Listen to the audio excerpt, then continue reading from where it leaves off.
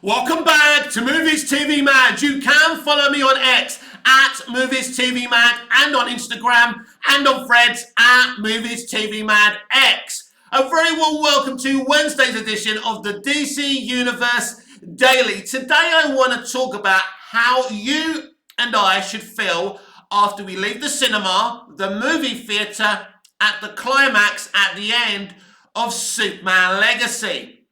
We should feel like anything's possible. Because as most of you, regular viewers of this channel know, Superman the movie was the first movie I ever saw. I saw it with my dad and my brother in our living room. And at the end of the movie, I felt anything is possible. Thanks to you, Superman, this country's safe again. Don't thank me, Warden. We're all part of the same team.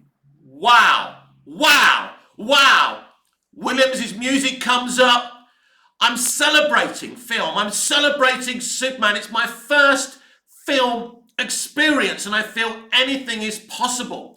It's why Star Wars A New Hope is my favourite Star Wars movie and not The Empire Strikes Back. It's why I prefer Batman Begins to The Dark Knight. Because at the end of those movies, you feel anything is possible. It's the same as Raimi's Spider-Man and Spider-Man 2. Even though the first Spider-Man by Raimi finishes in a more somber kind of emotion, you still feel, wow, I've seen something. It's amazing. I am Spider-Man. It's amazing. You know, even James Gunn's Guardians of the Galaxy, as the Guardians are walking towards the camera and that song comes up, oh, I've got a feeling, you think, wow, anything is possible.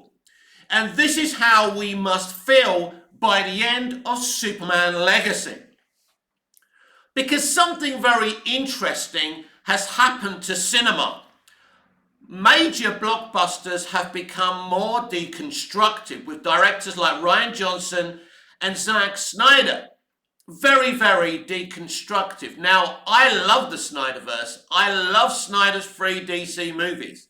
But he's always been very honest that he loves deconstructive stories. He loves deconstructive DC comics. And, you know, one of them is The Dark Knight Returns. He loves that. So you've got to expect that from someone who loves deconstructive stories.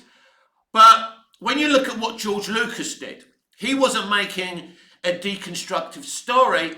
He was celebrating stories, all the stories that he grew up with, the chapterized sagas in cinemas as a young man, Flash Gordon, Buck Rogers. It was a different mentality. And you can make films like the Snyderverse when you're making alternate kind of movies, right? Movies that are not supposed to be there for the mainstream, for comic book nerds. You know, this is why a lot of people rejected the fact that Superman breaks Zod's neck. Some people simply don't understand why people hate that. Because it doesn't make you feel that anything is possible. Now, it's interesting, at the end of Man of Steel, it's a good ending. Welcome to the planet. Clark smiles.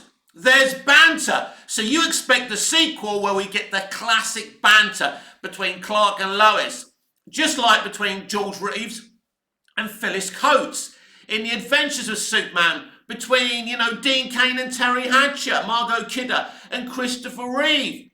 We were given that promise at the end of Man of Steel. What happened to it? Why instead did we get another deconstructive movie in BVS? A movie that I love. A great movie. But it's not for the mainstream audience. It's not about wonder. It's not about making you feel anything is possible. That's not me criticizing Zack Snyder because I love him. You know that. I fought alongside you to release the Snyder Cut. You know me. But I'm being honest. With all these deconstructive filmmakers making mainstream film, we've lost that concept of saying at the end of a movie, anything is possible. At the end of Joss Whedon's Avengers, we feel anything is possible. You can hate Joss for what he did with the reshoots of Justice League and all of that. But you can't rewrite history and suddenly say that Joss Whedon wasn't a genius and didn't do great things in entertainment. Doesn't make him a good guy, doesn't rewrite history for his behaviour, but I see people on the internet hating Joss and saying he was crap all along. He wasn't. People suddenly saying, well, Harry Potter was shit because they don't agree with what Joe Rowling says about the trans community. I see Jo Rowling for what she is, a far-left feminist, right? That's what she is. She's not a right-winger. I don't care what she has to say. I still love the Harry Potter films. I've never read the books. I'm not a reader, right? So I get that. I can not agree with someone, maybe even somewhat dislike someone who's created good things. But that's not what we're here to talk about today, right? I'm here talking about that Superman Legacy must be a celebration of Superman, a celebration of cinema, and with so many deconstructive directors out there, which is not a bad thing, but there's a place for them, and it shouldn't be in mainstream cinema. It should be when the industry isn't looking to make $1 billion. And it's when it's looking to be a bit more artistic, where it says, all right, we can afford to lose a bit of money here, we'll make it back here, like they used to do 30, 40, 50 years ago. And it's changed a lot since then. But that's what you need to feel. You need to feel the wonder, the escapism, the concept of anything is possible. But the feeling you need to feel, that I need to feel, listen, no matter what happens with Superman Legacy, whether I love it, I'm indifferent to it, or I hate it, it won't make me not love Superman anymore. But here's the thing as well, something I discussed the other day. I have got so many great versions of Superman on physical media. One of them's behind me, George Reeves' Adventures of Superman. I watched Superman and the Mole Men, an amazing film, for the first time last night while I was having my dinner. And I had a great experience of it. It is everything what a Superman story should be doing. It was tolerance versus intolerance. Superman's tolerance for the Mole Men and to try and protect the Mole Men, even though they may be poison to us. And it's Benson's intolerance, and he wants to kill them.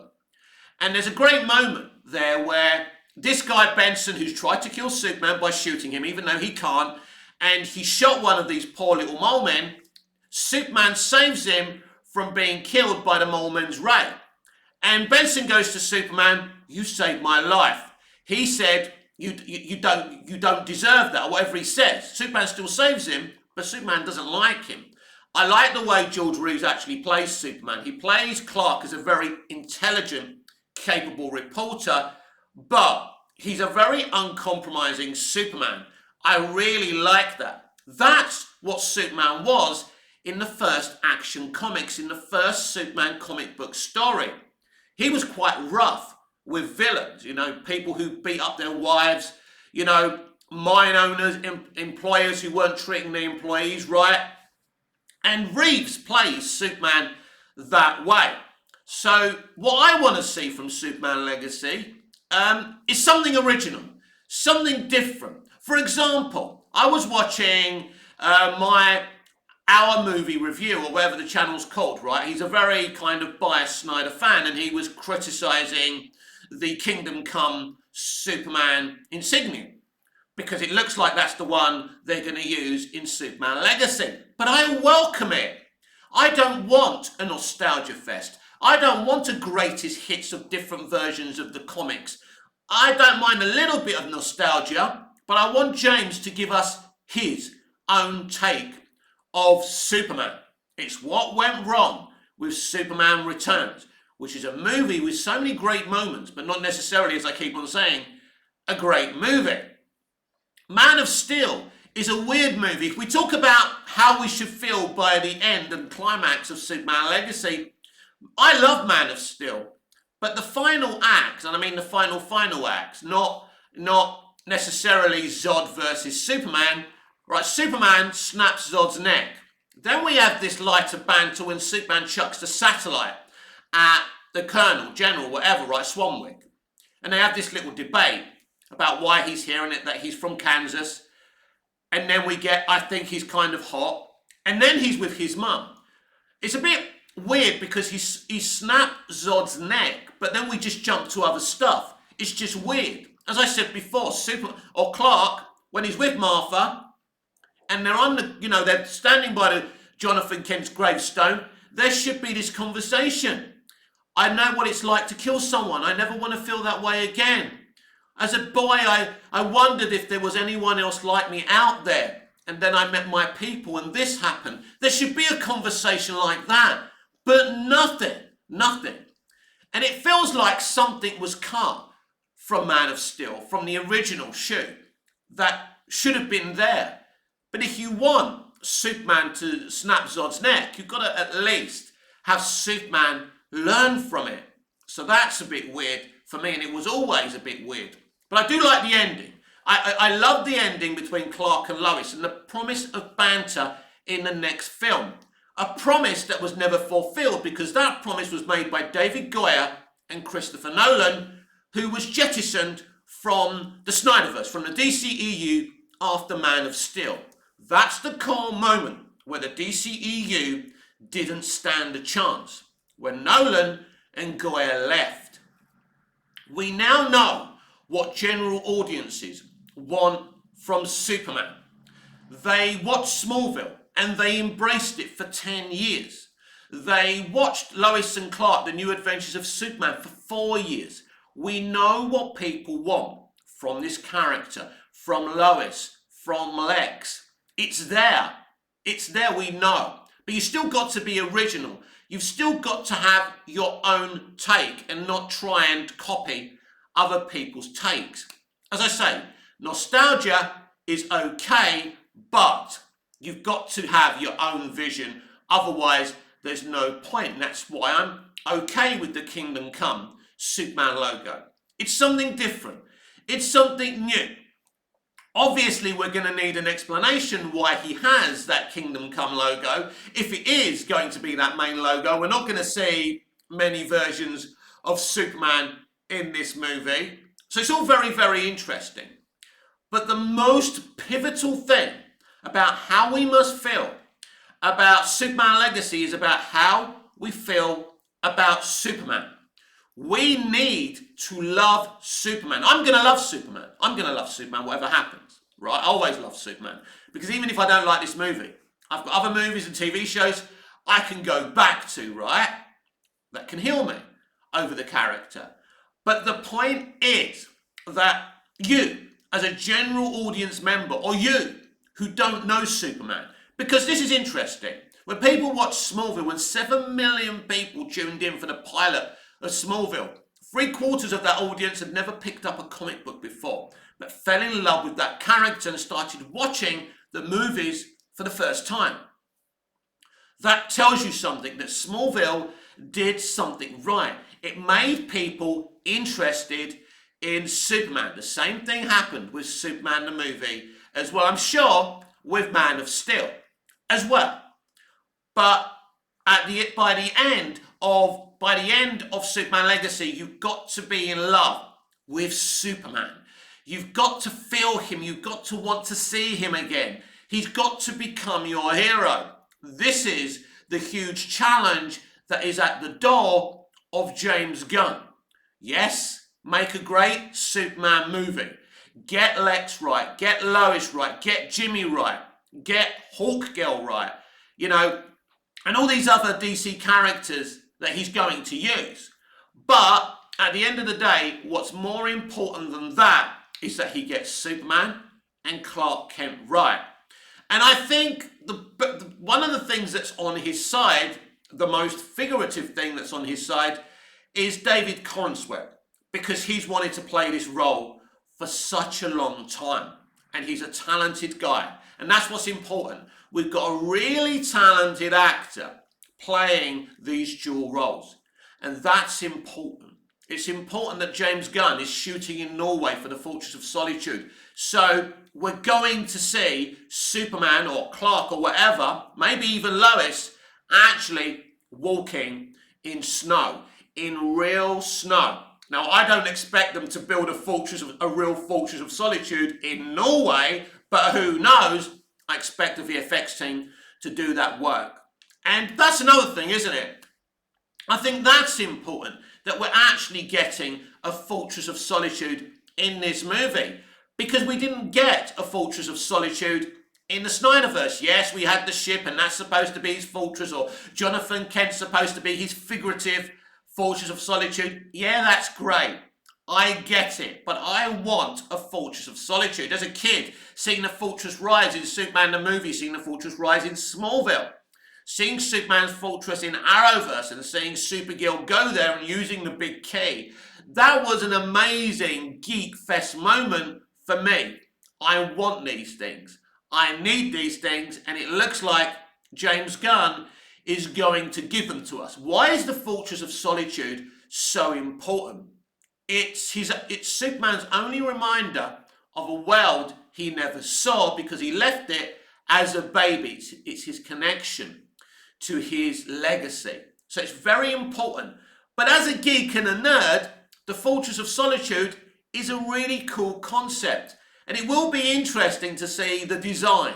Will he use John Barry's design? Will he use a new design? Will he be more comic book accurate with the Fortress? Of course, there's lots of different designs in the history of Superman comics of the Fortress of Solitude as well. Will the Fortress rise for the first time in Superman Legacy, even though he's supposed to be Superman for about a year?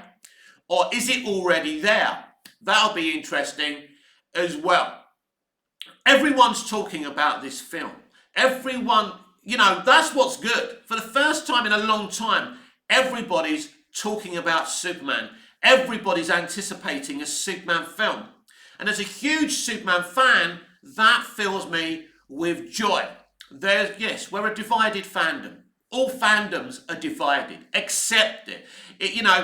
What happened with Snyder, what happened with Cavill, what happened with all of that was bad. But we can't take it to the grave. We can't. You have 3 films. I have 3 films. He did it. He should have had more. And it was bad. He had a great plan and vision for DC that we'll probably never see fulfilled. And that's sad and that's frustrating, but it's part of the industry. Dick Donner was fired after one movie. Making the best superhero movie of all time, and they fucking fired him. Imagine how he feels, or felt.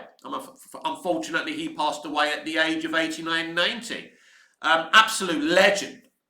But, Snyder got to make 3 DC movies. 3 epic, iconic, unique DC movies, which was more than Dick Donner ever got to make. He didn't complete Superman 2. We got the Donner cut, but it wasn't the real Donner cut.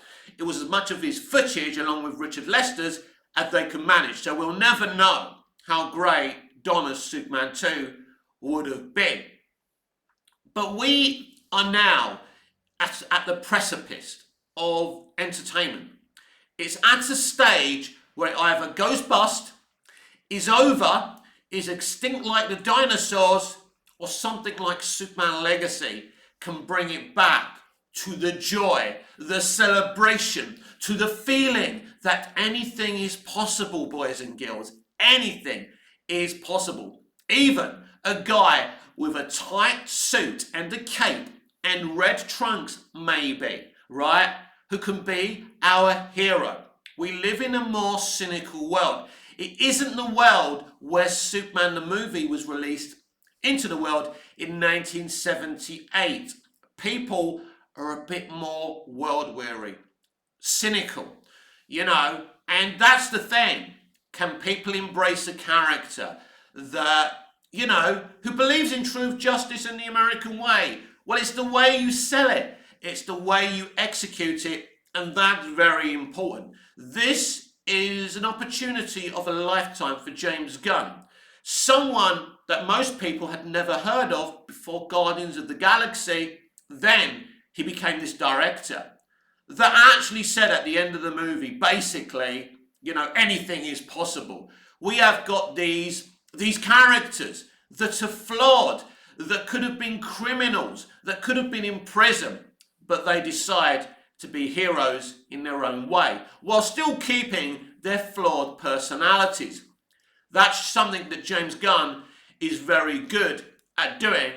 That is not who Superman is. That's not who the Justice League is. But it's interesting if he can do this as well.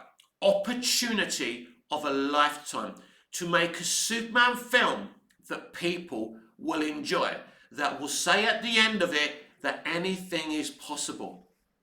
We are, as I say, we are in a momentous moment of cinema.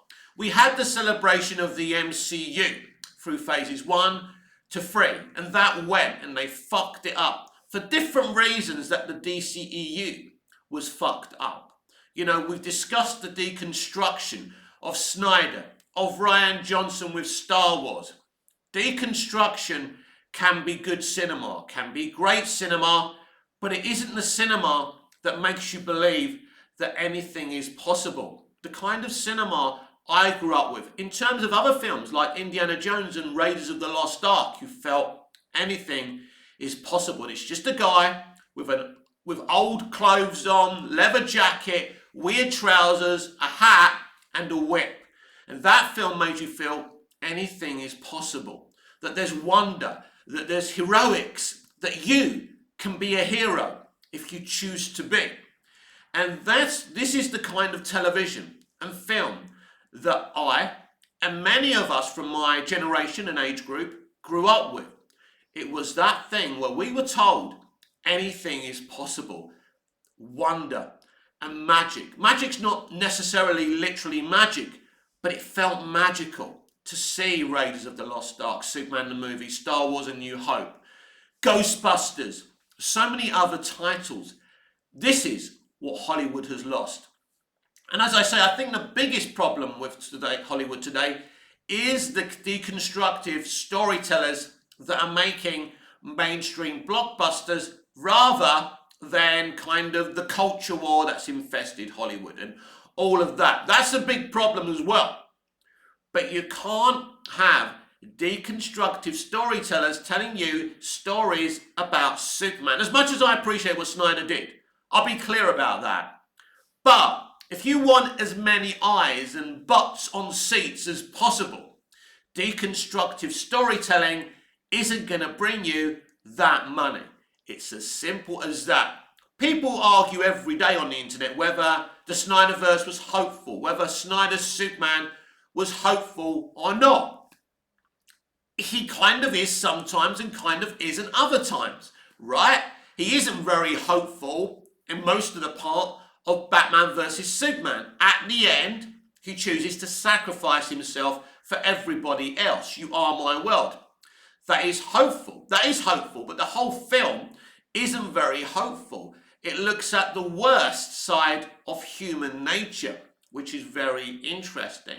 Where when you look at a story like Superman versus the Elite, it's not very hopeful within the story, but at the end, Superman shows us why it's important that he holds on to his values and doesn't kill.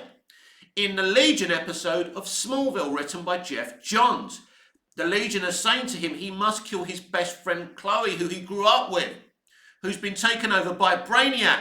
He says, no, there must be another way. I'm not going to kill my friend. I'm not going to kill anyone, no matter what you say to me. And Superman, Clark Kent, should I say, finds another way. That's a very important element of Superman. So there's a debate there whether Batman should kill or not, or whether he's killed in comics or in films before. That's a different debate.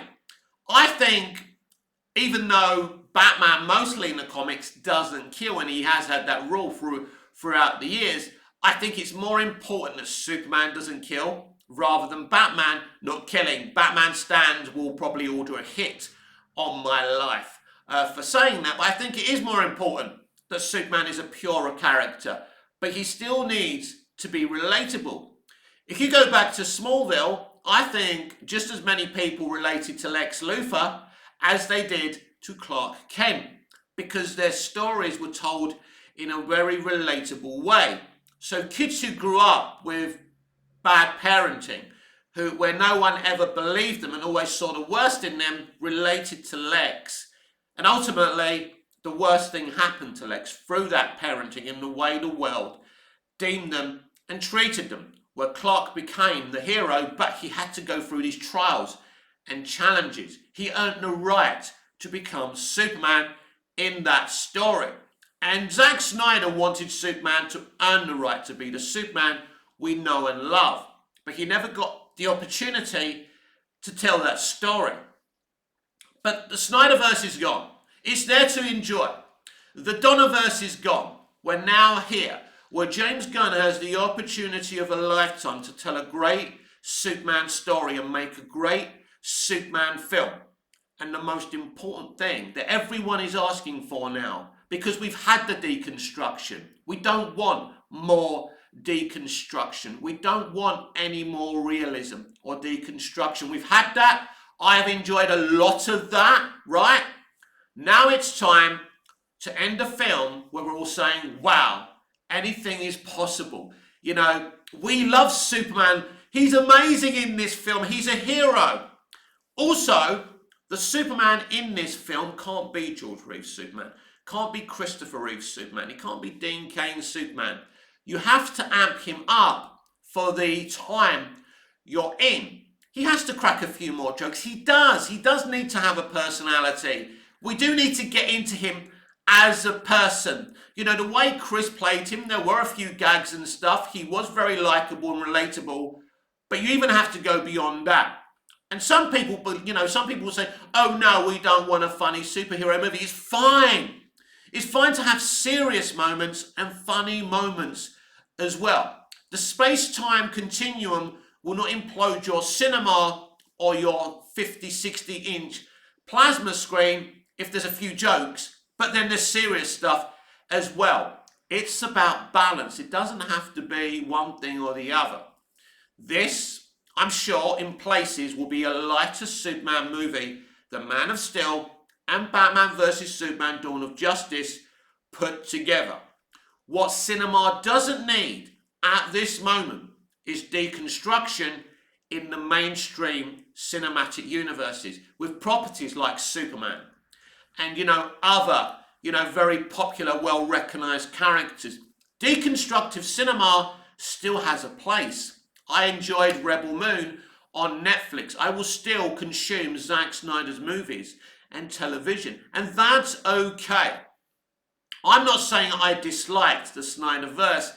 I'm telling you, if you want to make a DC franchise, a DC universe for the masses, you need movies to finish with a celebration, with a flourish. You want children to want to be Superman by the end of the movie. You want children to feel like anything is possible. No, we need to teach kids about the real world and reality. We need things to be grounded. No.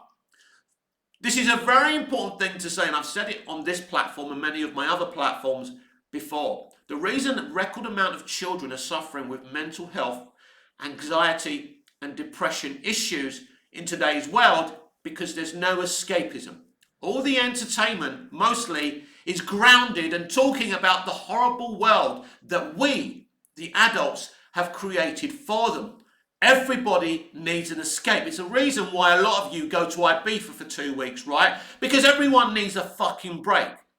Entertainment. Not all entertainment. You can have realism in entertainment. It should be there somewhere, but there should be escapism. If I want to watch 24, I can pretend I'm Jack Bauer and I'm this amazing hero, not this fuck up you see before you. I can pretend I'm Maverick in Top Gun. I can imagine I'm Superman. I can imagine I'm Jimmy Olsen. I can imagine I'm anything, I can imagine I'm Lex Luthor. Escapism, if I get my words out properly. Escapism is so important, but not just that.